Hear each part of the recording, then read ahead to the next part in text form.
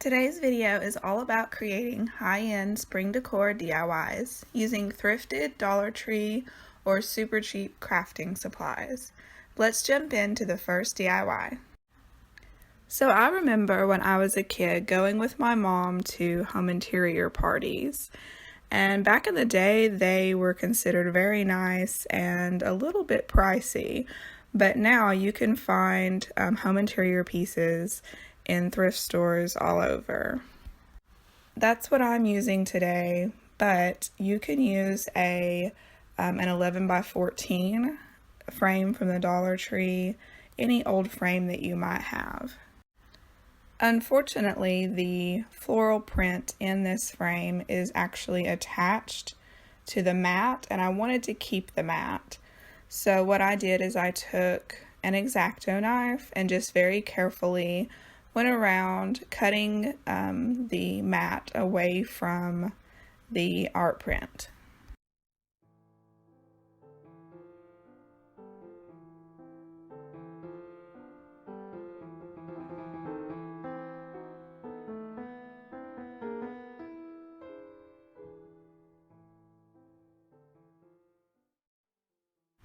So these are the three pieces that I'll be working with: the backing, the mat, and the frame itself.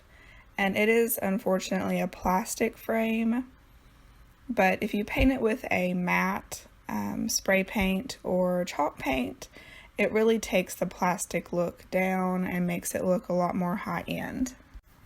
Now what I wanted to do was to spray paint this frame with this matte spray paint that I got from Walmart, but it was unfortunately too cold outside. I like the way black looks on arched frames, oval frames, and circle frames.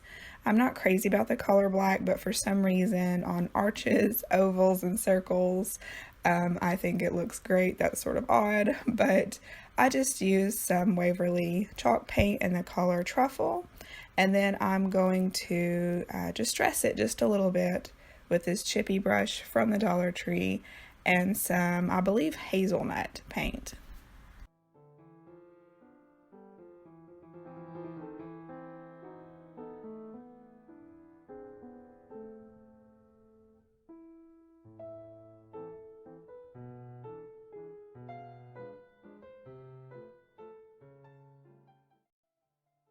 I have this 5-inch peat pot. I bought a set of them off of Amazon, and I've used them already in one other project, but I'm just going to cut this pot in half using some scissors.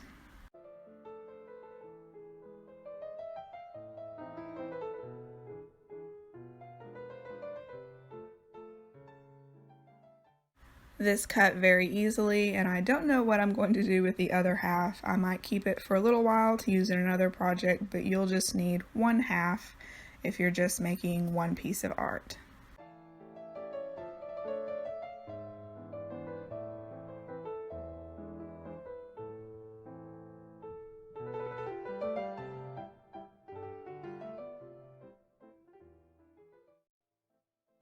The bottom of this peat pot, I didn't like the look of. It looks kind of, I don't know, cheap.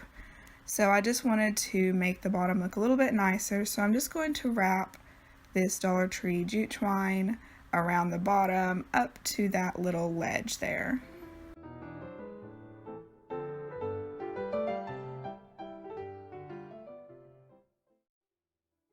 I took some craft colored tissue paper and taped it onto a piece of cardstock so that I could run it through my printer, and then I just printed on there fresh herbs picked daily. I used a pencil to mark where my mat is going to cover up the backing so that I know where to place my wording.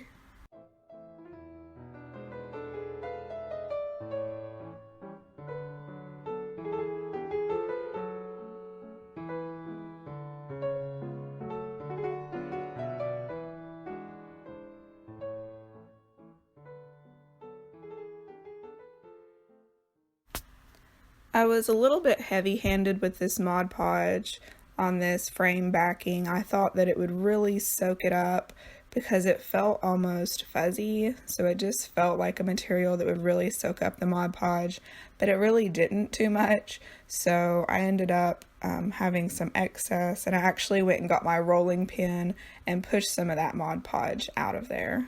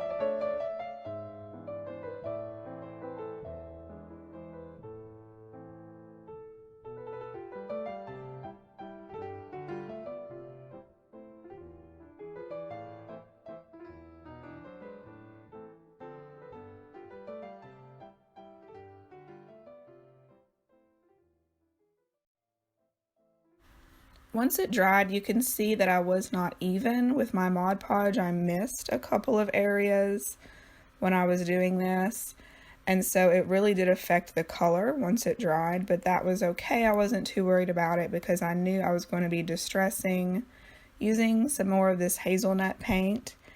And then I also went back in and used some antique wax as well.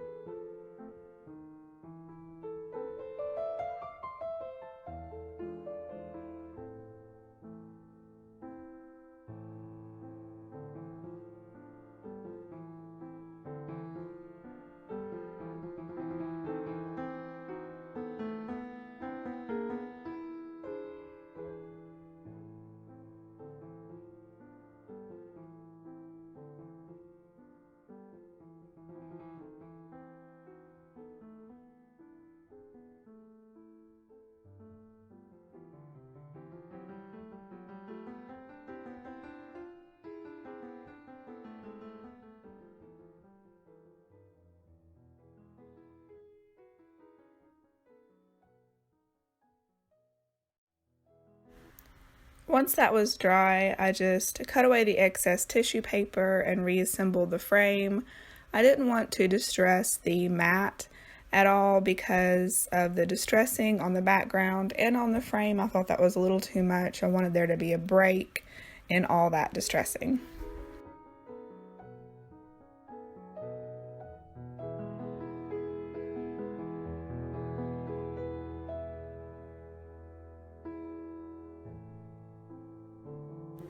To attach the peat pot, I'm just using some hot glue. If I had to do it over again, I would lift that up a little bit, about 1/2 inch from the bottom, and have that peat pot just a little bit higher, but it still turned out looking fine.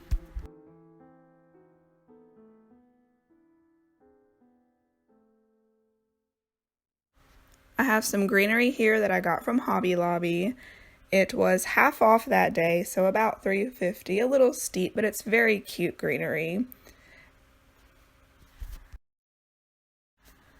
I wasn't sure what exactly this greenery was supposed to be, but the closest herb I could think of that it looked like was dill. If there's some other herb you think it looks like, let me know in the comments below. But I'm just going to make a little tag because this pot needed just a little something else. So I took some craft paper, wrote the word dill on it, and crumpled it up and distressed it a little bit with some antique wax.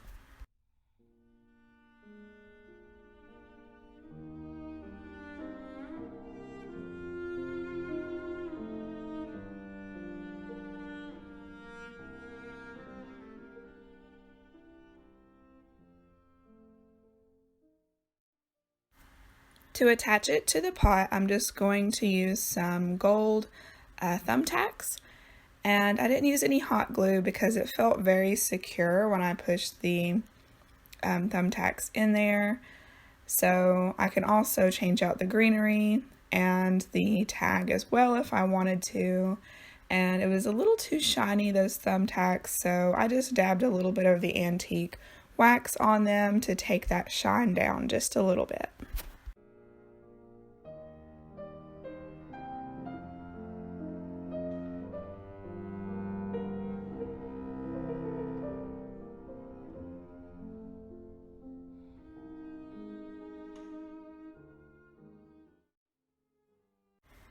For this next one, I wanted some really nice hydrangeas, and I was going to go to Hobby Lobby and pick some up, but I wanted to use what I had on hand, and so I had some hydrangeas from the Dollar Tree here, and I thought that I would try messing with the coloring of them. I thought for me they were a little too bright green. You might like that color, and if so, you can skip these first couple of steps and make it a lot easier on you.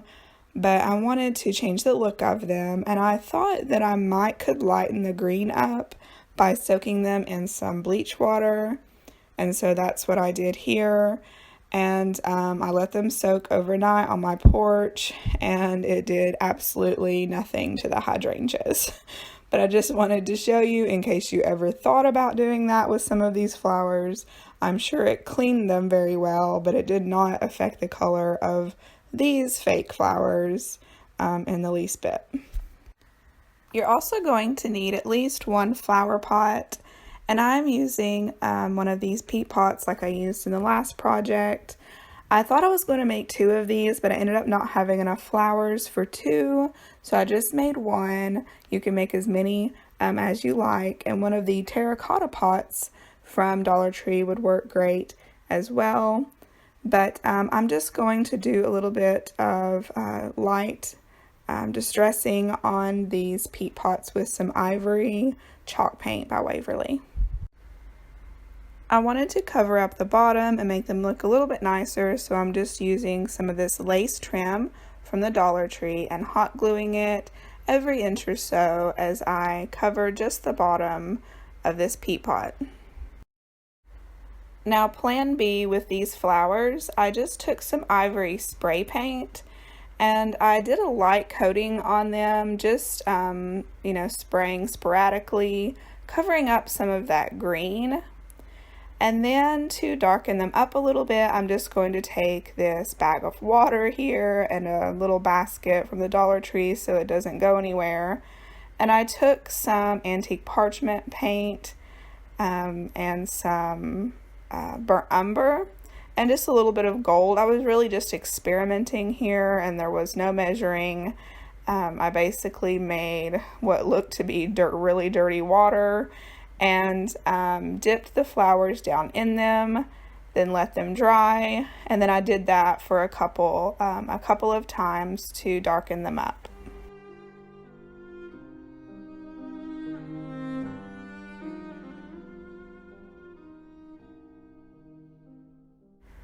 You can see the difference here on these flowers compared to some that I hadn't done yet. And you can just see that it sort of made them look a little more high-end, gave them a little more dimension, and definitely darkened them up. And you might like that brighter green. It is very pretty, but just for my decor in my home, this darker color matches just a little bit better.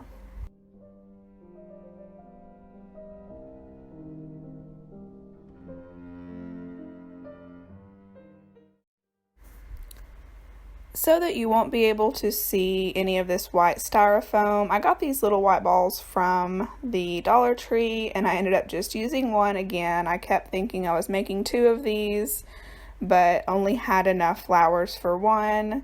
But I painted them with moss chalk paint so that you couldn't see that bright white behind the flowers. And just using a little bit of hot glue, I just took the heads of the flowers and stabbed them into this little styrofoam ball, making a flower ball.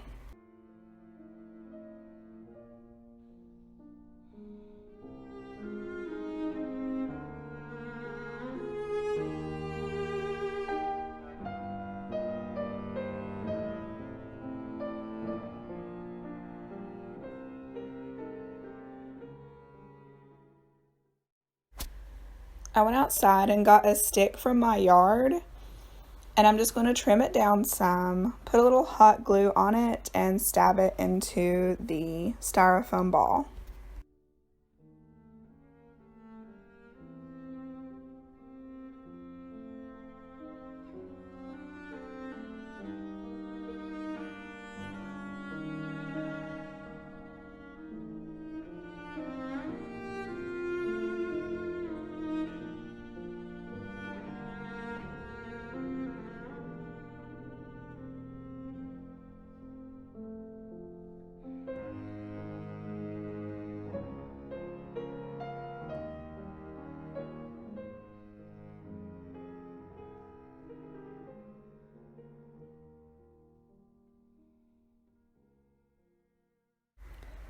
I'm just showing you here that the leaves that came with these hydrangea flowers from the Dollar Tree, they're a very pretty dark green color, and they would look pretty stuck here and there inside this flower ball.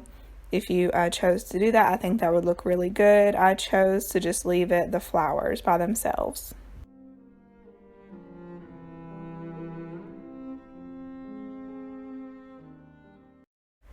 This was a little bit top heavy because I was using the peat pot, so I put some Dollar Tree rocks down on the bottom. If you were using a terracotta pot, you probably wouldn't have to do that.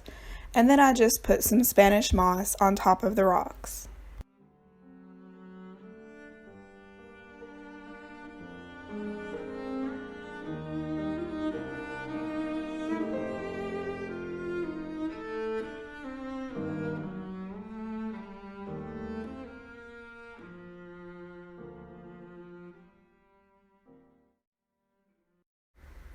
For this last one, you'll need a tray from the Dollar Tree or some of their box art, but I'm just giving it a coat of antique wax.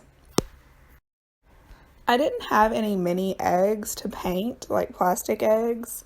I'm sure you could find some at the Dollar Tree, but I dug through these rocks that I had and found the most egg-shaped ones that I could find. They felt a little bit grimy out of the bag. I don't know what, I mean, they had a little bit of a waxy look, so I did clean them off using some alcohol, but I am going to mix up some light green paint to paint them with.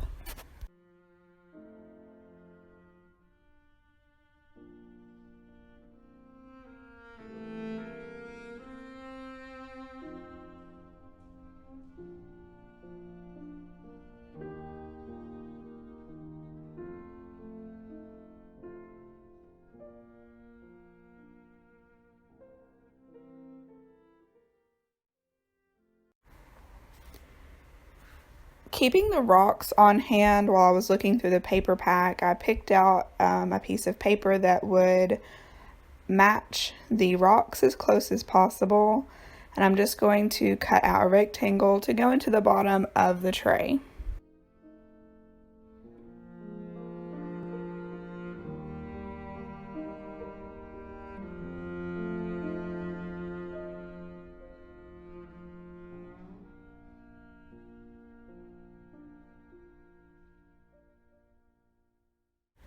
I wanted to make my little egg speckled, and so I took some antique wax and a paintbrush and a little piece of the stem from one of the flowers, and I think paint would have worked better. I learned a lesson here. I've never speckled anything.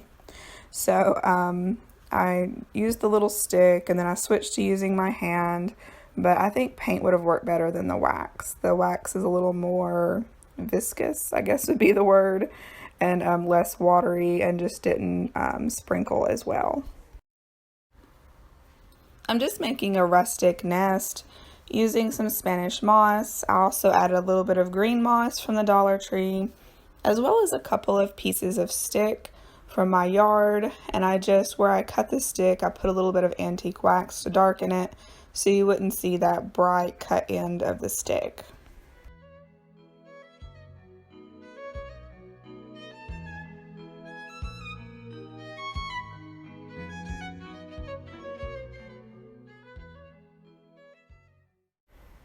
I hot glued the nest into the little tray here, and you could use more glue than what I did. If you have like anybody that might be picking this up, you'll probably want to use a little bit more glue than I did. It held just fine, and I didn't think anyone would be picking this up, moving it around any. So I just glued the rocks or the eggs down into the nest using some hot glue. And I really love how this little shelf sitter turned out.